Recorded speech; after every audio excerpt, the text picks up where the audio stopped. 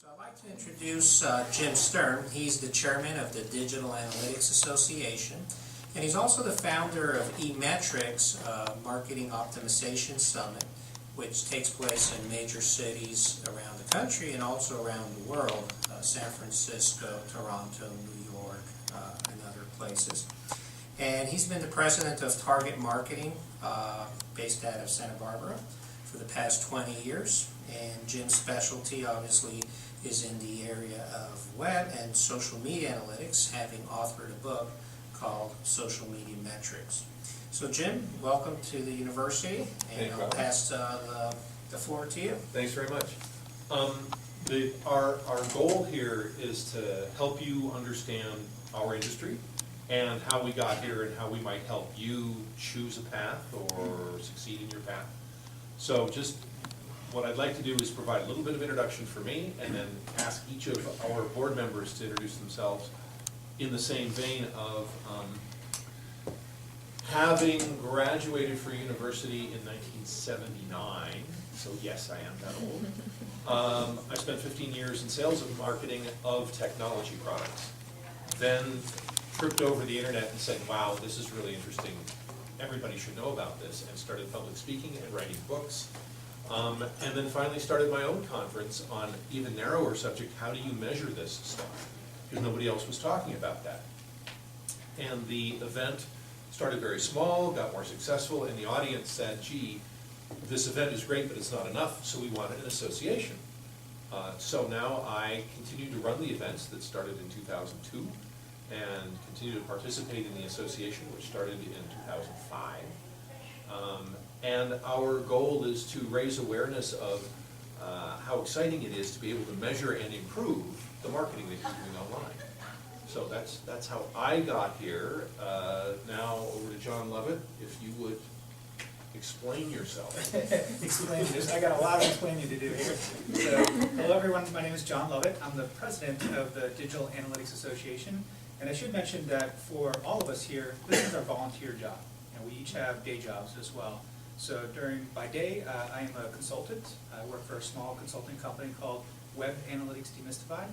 And we focus in digital analytics strategy, implementations, execution. And I got my start when I came out of university. I first graduated with an English literature degree and a minor in photography. So I went right into marketing. My first job at school was a marketing job, and did that for a number of years. And then I became an analyst, and I worked in a number of different research firms. Right before I joined Web Analytics Demystified, I was with Forrester Research, and I was the primary analyst there for the analytics and optimization space. Okay, wait a minute. You were an analytics analyst. You have to explain that.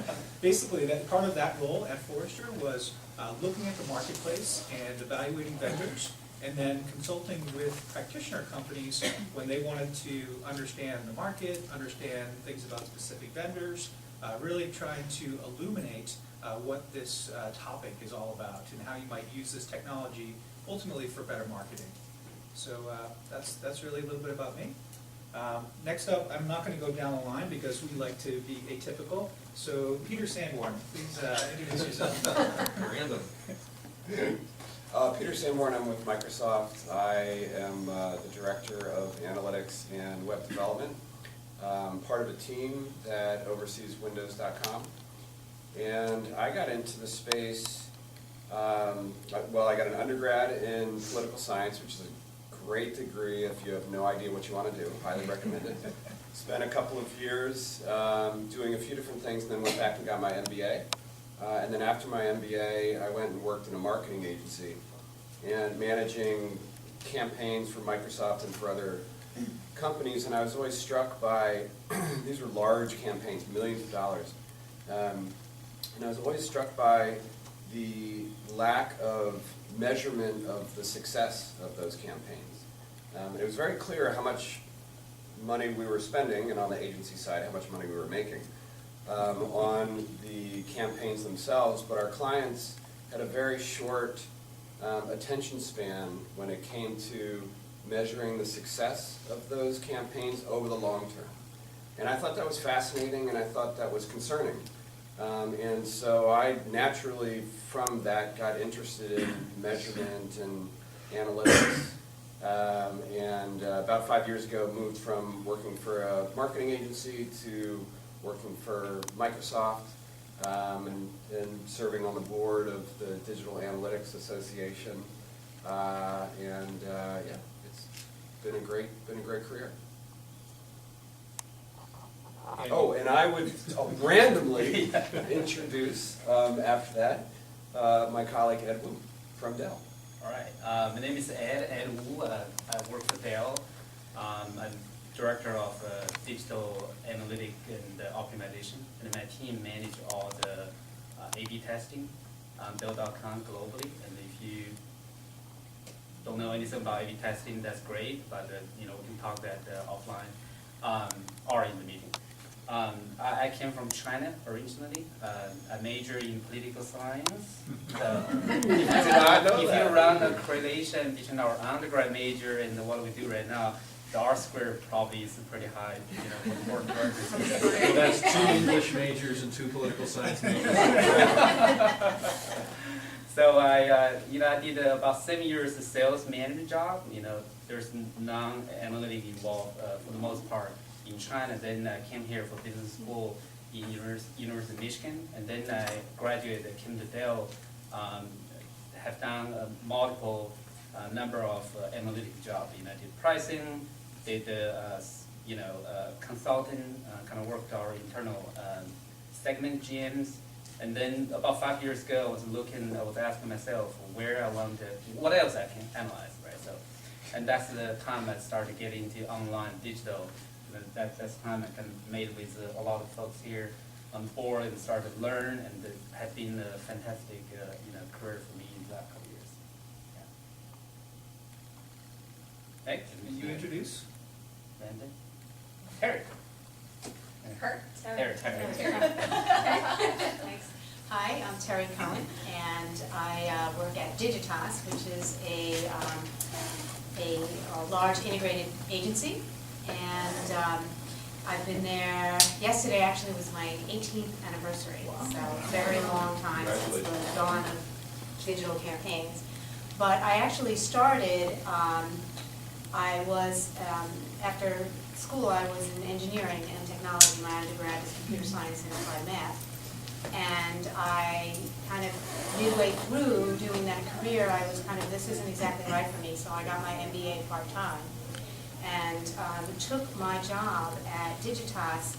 I wasn't quite sure exactly what I wanted, and I found a 2-month part-time job to do database marketing. And I didn't really get what that was even at the time, but I knew databases. I figured, okay.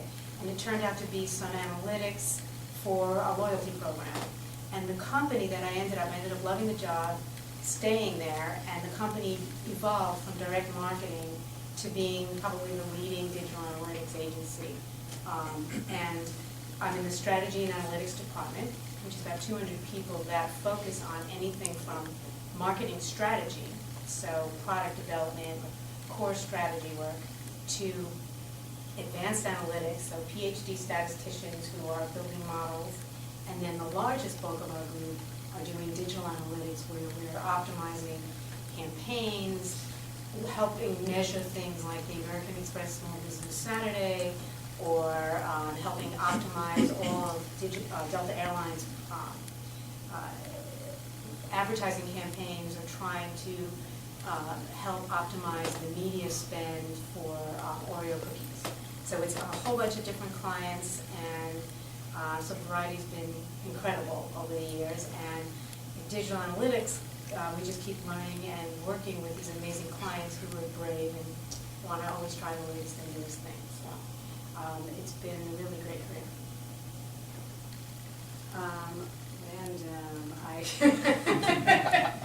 Jody. Hi, I'm Jody McDermott, and I work for a company called Comscore. The company is a audience measurement and digital analytics firm. So we provide benchmark data for companies to be able to measure their website against other websites. So When the New York Times wants to understand how they compare to the Washington Post or to USA Today or other websites, they use ComScore data to do that. Also, at agencies such as Digitas, use ComScore data to understand where to buy advertising online to reach a target audience. The other side of our business, and the one that I'm most involved in, is our digital analytics platform, which is a web analytics software as a service platform.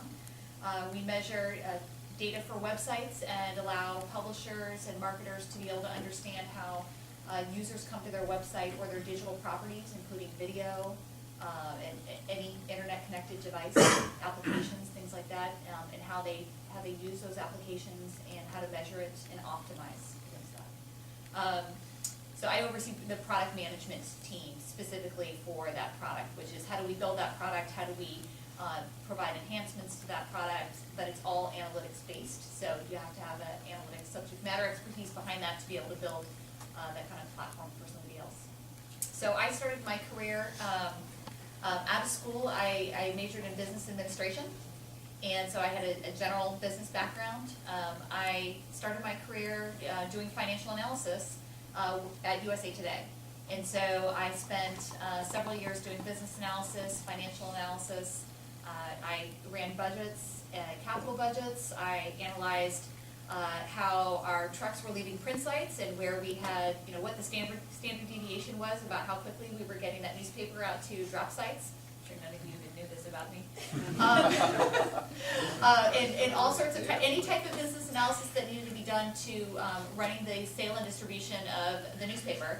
I did that for several years, and then I moved into the .com division of USA Today, where I spent 5 years learning everything, or basically running a team to help mature and build out all of the applications and software to run the website. So the ad server, the publishing system, the deployment of unique ad solutions on the website that would require creative and development and Flash developers to pull together. Any type of project that we did. I was a project manager for the launch of the Athens Olympics and what our entire website looked for that. I was a project manager to launch the travel section of usatoday.com and all the pieces that go together to roll out a whole new section of a website or a product. So I wore a lot of different hats there and had a fantastic experience at USA Today. The last and most relevant project that I worked on there was implementing their first off-the-shelf web analytics product within USA Today. Everything up to that point had been done with analyzing log files, and there weren't commercial off-the-shelf solutions.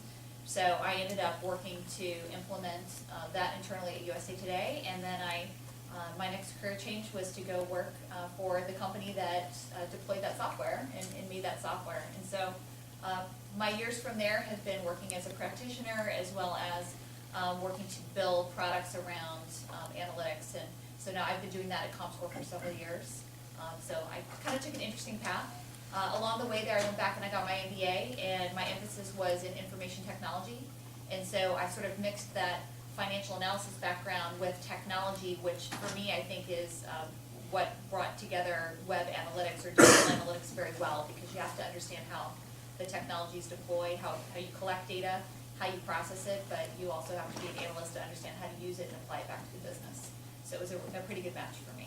So I've been on board for 2 years. I serve as treasurer. That's the hat I wear here. And for me, joining the association first as a member and then as a committee chair was how I networked to understand what people were doing across the entire industry. So for me, it's been, you don't need your network while you're building it. You need your network when you don't know you need your network. You're ready to make your next move.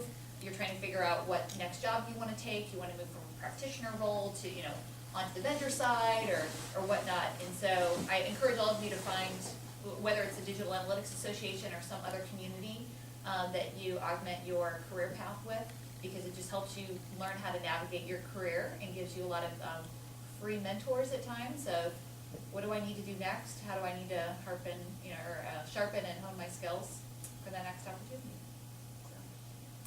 So, let's see who has one. Hi, I'm Jim Novo. I'm actually not on the board. I report to the board in the education area for the Digital Analytics Association, sort of developing the educational efforts and outreach that results in these kind of things like we have today. I got an MBA from Babson College, went into cable television in advertising and marketing, and then grew up through there into running cable systems. And then this thing came along called the Home Shopping Network, and I thought that was kind of really weird, and but they put it on our cable system, and it generated some cash for the cable system. So I wrote up this whole proposal about how it could be done a lot better and sent it down to this company called Home Shopping Network. And a couple of years later, somebody called me up and said, "Did you write this thing?" And I said, "Well, yeah, I wrote it. Did you like it?" And they said, "We want to hire you and put you in charge of marketing." I was like, "Oh, okay." So I moved down to Florida and grew, up over 10 years through the marketing department at Home Shopping Network to become vice president of marketing for the company. And in about '95, we actually bought our first web property, which was a sort of computer. They sold computers online.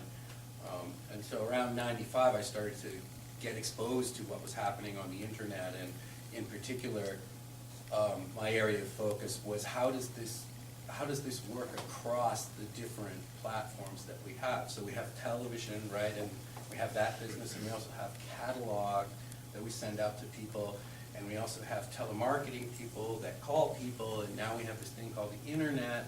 So how do all of these things work together? How do they affect customer behavior across the different channels that we have? And that's kind of a lot of the same thing that we face today online, right? Because you have cell phones and you have iPads and you have all these different devices. So are they really different channels, or should we pay attention to, people who are using a mobile device? Are they different than people who are using a desktop computer? Or what if one person uses both? How does that affect the way people behave? So that's my area of expertise as an independent consultant, and I work for a lot of different types of companies who are interested in answering those same kind of questions. Does that make any sense to anybody? Makes sense to me. Okay. Jerry? Great, thank you. I'm Shari Cleary. I'm the VP of Strategic Insights and Research at the Viacom Entertainment Group. I think I have the longest title. So what that means is I'm responsible for all analytics across the touch points of our brands, which include Comedy Central, Spike, TV Land, and Game Trailers. So that means any fan of any of those shows, it is my responsibility to tell about their cross-platform behavior, which includes our traditional websites, mobile site, as well as apps, and especially social media. As most of you probably know, TV is talked about a lot in social media.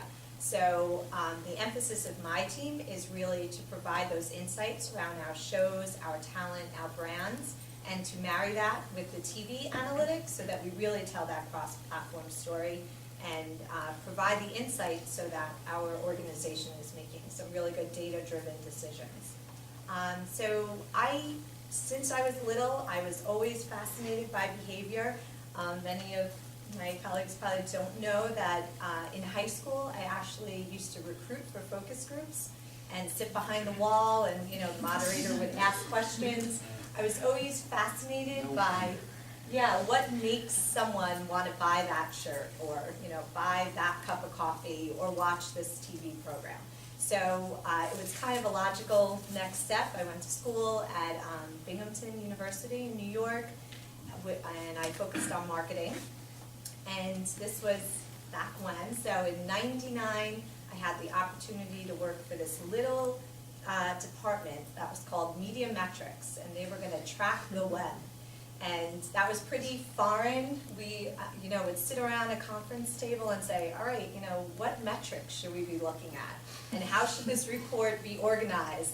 And I'm really dating myself. We used to print the monthly report and ship it out to our clients.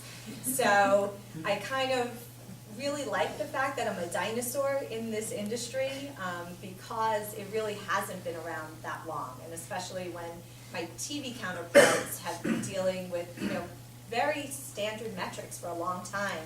I really like the opportunity to kind of grow and evolve this industry and think of, what's a new angle that we can look at this from.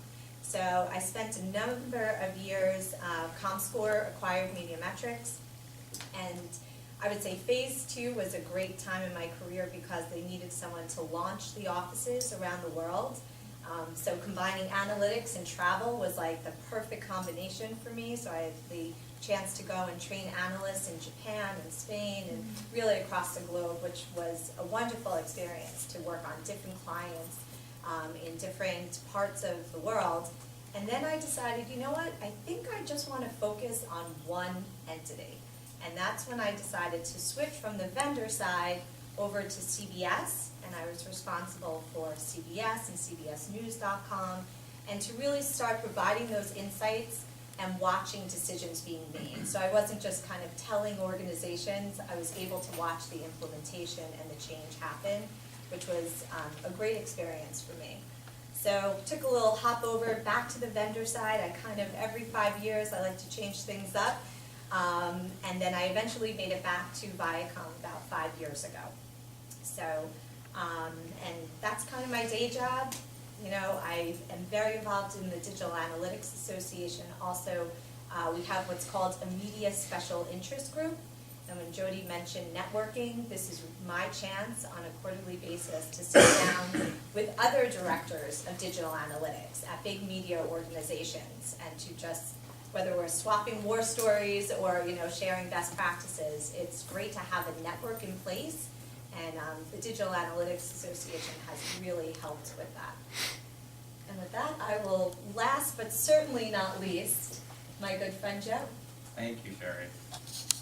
Yes, as a child, I was a science and math geek, so I was always picked last in nearly any lineup, so I'm very comfortable with this. Thank you. Hi, Joe Magabo. I'm the SVP and General Manager of Omnichannel E-commerce at American Eagle Outfitters, which is American Eagle Aerie outlet stores that we've got. I'm responsible for our online properties, so our direct business, as well as call center distribution centers, things like that behind it.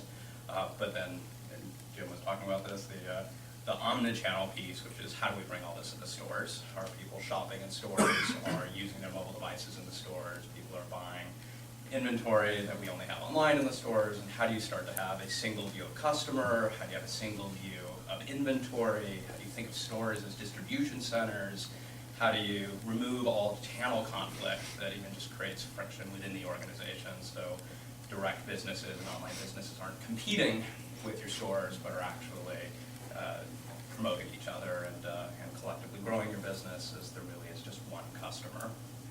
So I've actually only been there a few months. I started, as I said, as an electrical engineer, was a software developer for many years, went back and got my, sold out to the dark side and got a business degree. I, back in '99, helped start a little company in San Francisco called Tea Leaf Technology, which was early days of analytics and more around the customer experience side of things, and spent 7 years there as this whole industry began to blossom and grow, and Tea Leaf's now part of IBM. In 2006, actually came down here to Dallas, joined a company here on Central, Hotels.com, originally just to take a view of analytics and optimization more holistically. Let's really start using that as a weapon for the company and not just reporting down in the ranks of the company. And ultimately went on to own all of our online marketing. So let's take that data and drive our decisions around spend and around starting to optimize the site around spend, landing page optimization, and improving conversion funnels and so forth. I really, it's funny, I'm a data and analytics guy, but I hate data and analytics. I've just found that it turns out numbers on a piece of paper don't do anything. And my focus has always been, I'd rather do less analysis and more doing.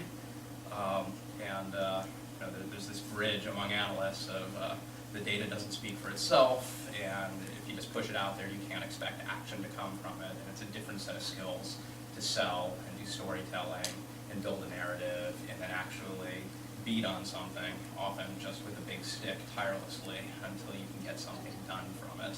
And that was my passion. I like blowing things up and beating sticks. Some good things came from that, and it worked well, and ultimately worked my way up to Expedia up in Seattle, which owns Hotels.com. And I didn't know I had an IAC connection to you as well. It's Home Shopping Network and Expedia are sisters of sorts. I know. And ultimately became the general manager of Expedia.com, and recently moved over to American Eagle. So there you have it. As you can tell, we think we're fascinating. We hope you do too. And we all came from very different educational backgrounds, very different experiences, and all ended up on the same board together, which is, it's just such an honor to hang out with such intelligent and successful people. And try to get more stuff done and blow more stuff up. But we're here to see if we can help you, to answer your questions about the industry, about career path, about choices. So now the hard part. You've been sitting back and listening. Now we need you to lean forward and ask questions. Yes, please. Joe, you just touched on something that's kind of really hit home for me. Last internship I took was very data heavy. We did a lot of research for like big companies like Dr. Pepper, and the biggest part I was interested in was the beating of the stick and the storytelling. And I found that to be like the most difficult because we had loads and loads of data we were providing for the client. But when we were transferring that over to the client themselves, they didn't respond as well because we had the data and they felt like, well, this isn't our baby, this is kind of like your research and your data. So how do you have any insight into how you kind of transform that story to make sense to them so it's more like the client's idea as opposed to the data you're providing? It's I mean, certainly there are always politics involved and people have their pet beliefs, and there's a term in our industry often called the HIPPO, which is the highest paid person's opinion. You see vendors out there who they're all about slaying the HIPPO. How do you get the data to be the truth? And not what might be closely held beliefs that appear as truth, but maybe the data doesn't support it. I think there's probably a lot of great stories amongst us here. I learned a lot from finance. I'm probably one of the few people out there who is jealous of CFOs and FP&A organizations. And what I found is that's the one part of an organization that's been around a long time that's entirely driven from data. That's all they do. They've got ledgers and ledgers of data. But if you listen to financial organizations talk, they're usually very trusted partners of the CEO, the CFO is. I mean, this is the rhythm of the business, this is the truth. But if you listen to them talk, it's not, here's a P&L, or here's a balance sheet, it speaks for itself. The finance arm hires MBAs who are seasoned analysts, and these are not back office people. More often than not, the senior leadership from an FP&A organization are front office people who actually can get in front of the board, can get in front of the executive leadership team, and tell a story. And if you look at what they do, they may have a 100-page deck, but 95 pages of it is appendix, what I found, and 5 pages of it is the deck. And it means you have to have a crystal clear narrative of not what the data is, but why the data is. What is it that got us here? What does it mean? And more importantly, what's the recommendation? But one reason they do storytelling well is they put it in the language of the customer. I mean, if you really want to talk about things, I've spent a lot of time trying to figure out what's the, and sometimes almost ridiculously overblown ways, how do you say this in terms of things customers are trained to react to? So, something I did early on in my career is I found something that was causing a lot of loss on the website, where a double-digit percentage of people were not able to get through certain paths, which is kind of leaving money on the table, it's an opportunity, you talk about opportunity cost or growth opportunity or things like that. I said, you know what, in any other world, we'd call this an outage.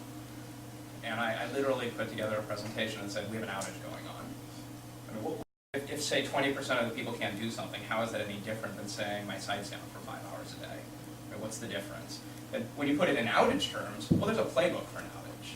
We know what to do in those terms. We have war room. Now, I had a big leap, which is, could I sell my boss that this was in fact an outage? But it resonated with him because I knew he hated outages.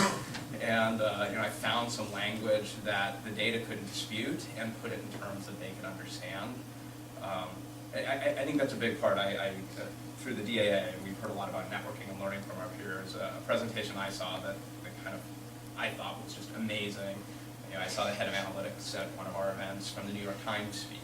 And similarly, the only way he was effective with the New York Times is all of his reporting he did, all of his analysis, he actually went to the creative team and had them actually lay out all the data, charts, and reports in the New York Times layout, in their column format, using their capsule charts and quick facts and stat data and all the stuff they do in the New York Times, had them lay it out in that format, and literally presented it as a one-page newspaper. And everyone got it. It's like, okay, I understand how to interpret this. You're talking in my language. And it suddenly changed his effectiveness. And it was, can we do more of these? How do we get more analysis? How do we get more insight? Because it was a language they understood. And I think that's the hardest part of most digital analysts is we have our language. We come from the web, we come from technology. Things that are painfully obvious to us does not translate to traditional business leaders. And it's how do you map this to a language they understand, even if it's stretching and even if it's putting it in terms that we'd never say among ourselves. My point of view is if you can put it in terms that will drive action and you're not making stuff up, that's the end game. And it just takes a few of those to build credibility, and then you're off to the races. Jody, you're on the agency side and you deal with clients and you deliver data. What are the tricks? So, I'm not on the agency side, I'm on the vendor side. Well, you're on the delivery of the data side. I hear you. The one thing I wanted to just kind of add to that before I sort of answer that question is, I think that for any college graduate or whether you're an undergrad or graduate school, getting a speech course under your belt, a semester-long speech course, it was required my freshman year in college, where they videotaped you, you watched it in the library, it was critiqued, and you did everything from learning to introduce someone who's going to be speaking, to conveying an argument, to selling something. There were so many different components to it. And I think it's getting that confidence of knowing how to use humor. Like an outage, I mean, like, it just sounds ridiculous, but because it was so ridiculous, it got somebody's attention, and you can make a change in the business. So it's building those social skills on top of the analytical skills. I'm sure many of you will be great analysts, right? But for you to go and rise in the ranks, it's not just about IQ, it's about EQ, and being able to have that emotional quotient of how do you reach that person and get their attention, how do you network with them, whether it's finding the way to balance, talking about what drives them in their passions inside of business and outside of business. It's that whole package. It's not just one component of what was your GPA and do you know how to run a regression analysis. So. Okay, I'm off that soapbox. How do you convey stuff back to clients? I think it's I think it's helping them understand how it drives their business, and if you can find the points within their business of what are the levers on a revenue side and on an expense side that get them excited or drive them crazy in a negative way, and you know what those nerve points are. You take the analysis and you try to drive it into those channels, and it's not just about delivering the data, but it's always coming with, what's the way forward, right? So this is a problem. You see a declining metric or something that's not a benchmark against the rest of the industry. What is a way forward? How do you provide them with a framework to have that discussion themselves, or to give them some points of what you've seen with other clients, to give them the ideas to take it back into their business. We work with some clients who expect us as a vendor just to have the silver bullet of how to, figure out what the next big blockbuster hit is going to be, out there. And it's like, I don't walk the halls of your business understanding what you're doing from a grassroots network or social media network or other things that you're doing in your business. you know, I might only have one line of sight into, you know, the analysis. So it's how do you take the piece that you do have the insight into and then, you know, give them a framework to make sure that they're looking across holistically their own business. But it all comes back to finding what are the drivers, revenue and expense, and finding what resonates with the client. And another thing that I would just add is, it really helps if you can start it with, you know, we had this hypothesis going in. We thought, before we're gonna look at this data, we were expecting to see X. But actually, here's what we found, and here's what the implications are for us.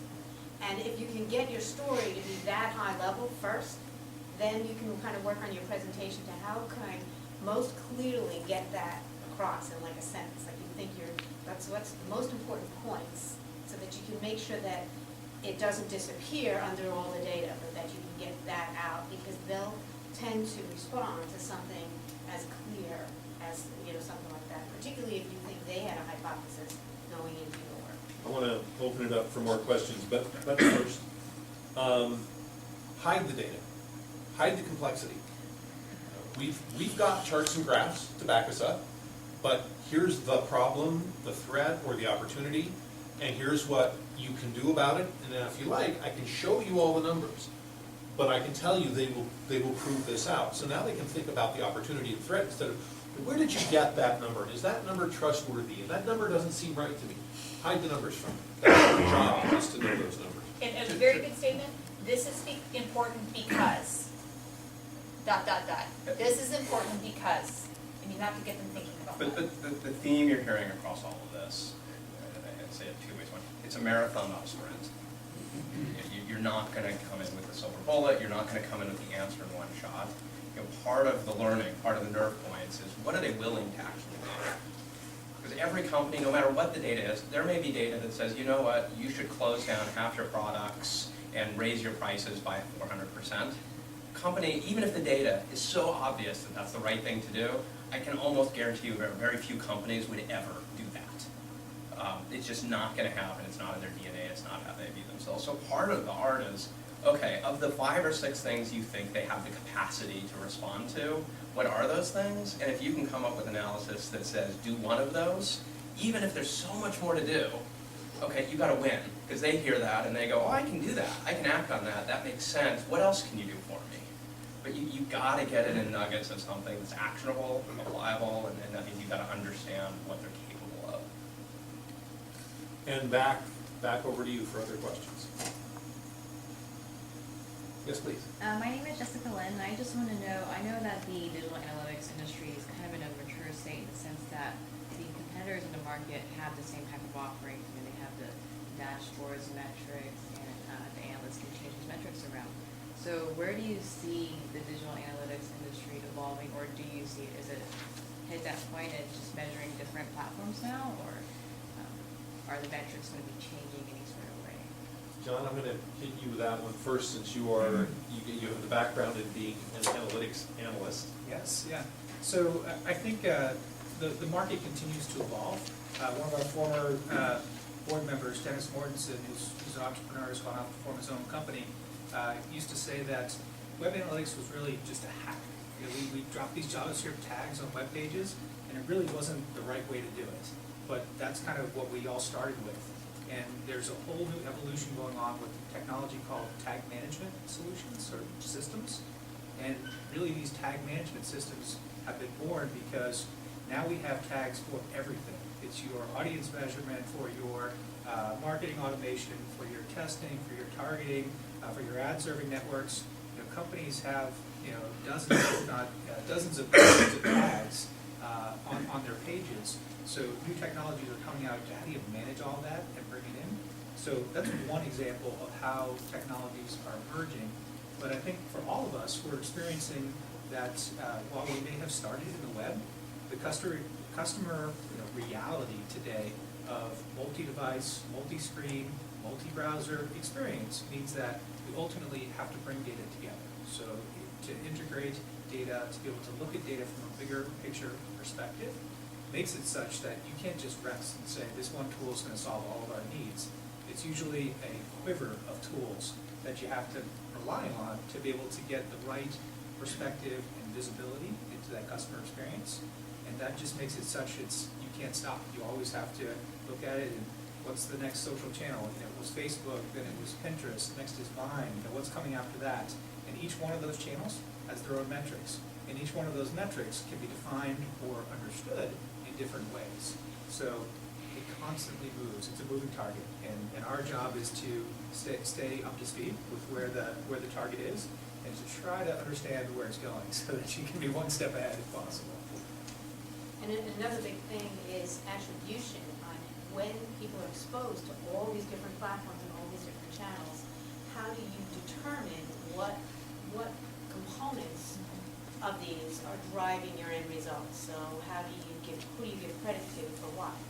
So that you know how to optimize. So that is a big issue at the moment, and a lot of different approaches and tools in the market right now to try to help within digital and across all platforms.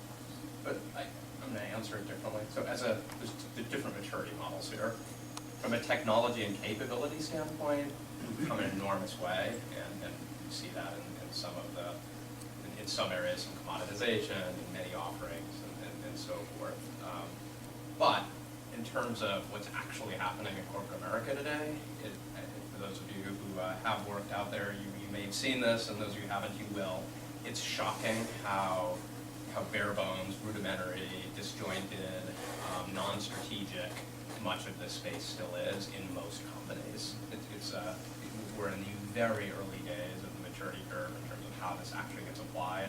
You can think of it like smartphones were around for 6-7 years before the iPhone came along.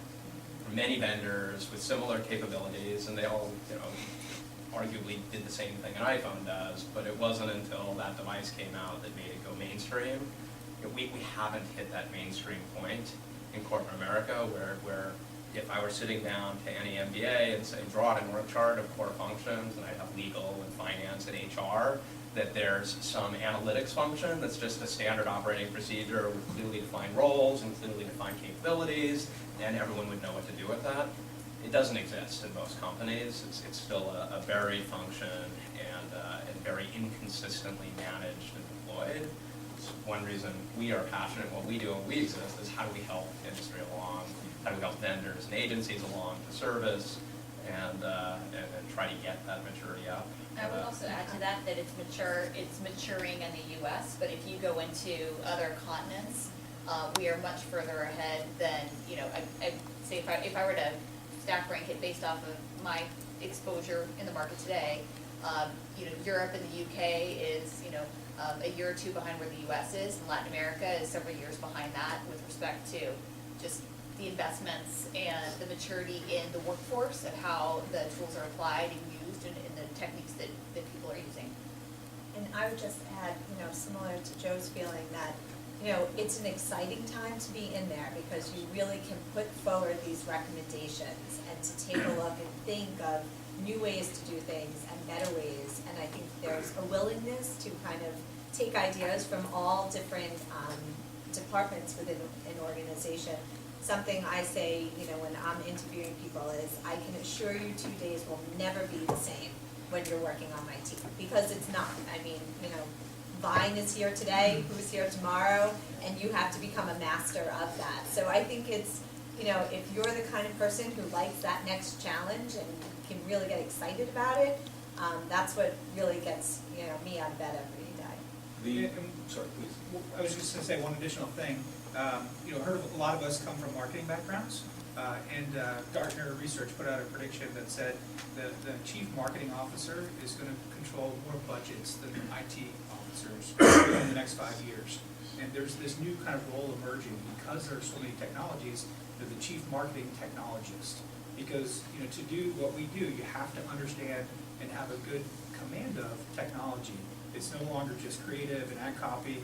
Marketers now are responsible for these digital activities, and increasingly we need technology to be able to help us. So that's a little bit of a shift, and as Sherry said, that keeps it always changing, always fun. And more specific to your question, I think we're seeing all companies are trying to become the place where all the data streams coming together. So that instead of saying, oh, well, we're tracking email and we're tracking search and we're tracking mobile, we're tracking a customer across all of those, and that is a huge challenge. So any company today, if you walked in and said, I'm fascinated by this problem and I want to help you solve it, what your academic background looks like is actually not as important as your fascination with the problem, because I need people who are desperate to help me solve that. Right? Okay, time for one more. This is your chance. Let me do a segue, Jim, because that's an interesting point that we always are trying to communicate to students, the critical thinking part. So there's the skill set that obviously is necessary, be it, a spreadsheet modeling, regressions, et cetera, split testing. But then there's the more difficult part, which is critical thinking. And so when you get somebody that applies for a position in your company, and maybe is a recent graduate, doesn't have a lot of experience or relevant experience, like what would be the 2 or 3 things that you kind of really look for, aside from the skills, like they know how to use, web trends or whatever. What are those things that you look for that stand out in candidates? Do they show up on time and? I have done a lot of hiring this last year, more than I'd like to Sure. admit, to build up a team, and we've done a lot of college recruiting and business school recruiting. For me, it's funny because I was actually mentoring somebody who's going to be graduating in a couple of years, and I happen to have a stack of resumes sitting at my house, and I started going through and just telling him, here's what I look at when I'm going through these resumes. Some of it starts at the most basic level, unfortunately, of just, it isn't even formatted in a way I can read it, because this is how they're gonna present me information when they write me emails and they do documents that are gonna be sent out to other people, or is it one huge long paragraph? If it's like a huge long paragraph, that's gone. And then as I start to go through it, me personally, when I'm looking for folks that are either analysts or product managers or people that are technical consultants and do implementations of our product, I'm looking for math background, engineering background, business background, but if they don't fall in that core set, I'm looking for, do they have an emphasis, or do they even list out some of the classes that they took that says, hey, I spent some of my elective time taking databases or structural, learning how to do, basic coding, or just even statistics and things like that, where I know it had a mathematical bent to it that's forcing that logical capability. Or internships. Or internships, same thing. So it's not necessarily write down that, oh, they have this degree in this. It should be a little bit broader and say what other courses supplement that. For me, I'll just add, and I'm probably a little bit more specific here, but I want someone who loves my brands. I don't want this to feel like a job, and I want you to tell me, yesterday's tweet from Tosh was the funniest thing I've seen all week, and I retweeted it. Because I really want it to be part of who you are, so, you can talk about these shows, and that's just not part of your job. The job part is kind of applying those analytics and storytelling to it, but I just think you have to be passionate about whatever vertical you're in, because it just makes it so much more fun. And I would add to that, passions, I'm big on, I love seeing it when people put what their passions are, their interests are, even on their resume. And I always ask it in every single interview, what are you passionate about? Because you have to know that the person that you're hiring has interests outside of just work, and that there's other things that fulfill them and drive them and motivate them as a person. So whether it's a sport, or it's an instrument, or it's traveling, or whatever it might be, there's gotta be more substance there than just, I know how to do XYZ job in this box, because that's just, you need somebody that thinks much broader than that. How many applicants actually come in and show you some of their past work? We actually ask for a work sample. Something we're doing recently is I'll actually give you a week's worth of data from, different sources on Comedy Central or thedailyshow.com. And we'll ask you in a couple of days to turn around and give us, 2 or 3 PowerPoint slides and share the story back with us, how you would approach it. And I think that's really helpful for us, because if I get a slide back that's, data charts, it's not the best fit for my team. So I think, the opportunity to actually work with the data that you might, be working with long-term is a really good exercise. And you can even ask that, is there an opportunity for me to show you some of my work, or is there something that I can show my skills? I think what you're hearing is all of us, and I've heard this from all of us, have training programs internally to use the specific tools or tactics we use. So coming in and saying, I've taken a class on web trends or Omniture or whatever tool it is that you're focusing on, that doesn't necessarily get you very far. It's, what you're hearing is passion, ability to communicate, the EQ that Jody talked about earlier, and experience. I mean, if you don't use Twitter, if you aren't familiar with the brand, if you aren't familiar with how websites work or put together, that's a lot harder to train. I can't. That's in the battleground kind of experience that somehow you have to have. But tactics, tools, those kinds of skills are teachable and are much easier to overcome. My job descriptions actually have the word "must be scrappy" on it. Not even kidding. I put it right on there. Another key thing that we look for is curiosity. So, because a lot of what we do is we're investigators, right? We find some data, and then I want someone who looks at something and says, well, why? Why is that happening? And follows up. So if I'm interviewing someone, I might ask them, tell me about anything that you saw once that you were surprised and it was not what you would expect, and what did you do to investigate? If I see that that's there, then we know that that person has the ability to be an analyst more than a reporter. Because a lot of people can use tools, but what we're all looking for are people that would look at the data and then go further and say, well, that's odd. Or So be scrappy, be Scrappy. curious, be enthusiastic, and be forthcoming with your opinions, because that's what we all want. yeah. Unfortunately, we're also out of time. So thank you all very much for coming, and panelists, thank you very much. Thank you very much.